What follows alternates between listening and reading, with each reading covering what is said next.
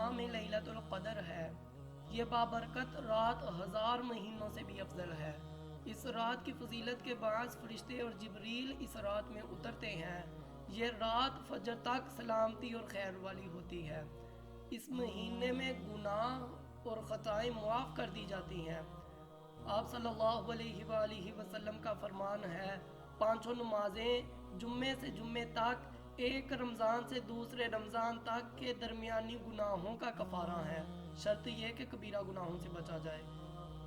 वो शख्स तबाह बर्बाद हो जाए जिस पर रमज़ान आकर चला जाए और उसकी मग़फ़रत ना हो। इत्काफ़ के बारे में हदीस मुबारक है, इत्काफ़ बैठना इबादत और सुन्नत है। हज़रत आयशा सिद्दीक़ा रज़ी अल्लाह तआला अन्हा फरमाती हैं कि रसूलुल्लाह सल्लल्लाहु अलैहि वसल्लम रमज़ान के आखिरी अशरे में आखिरी दम तक इत्काफ़ बैठा करते थे।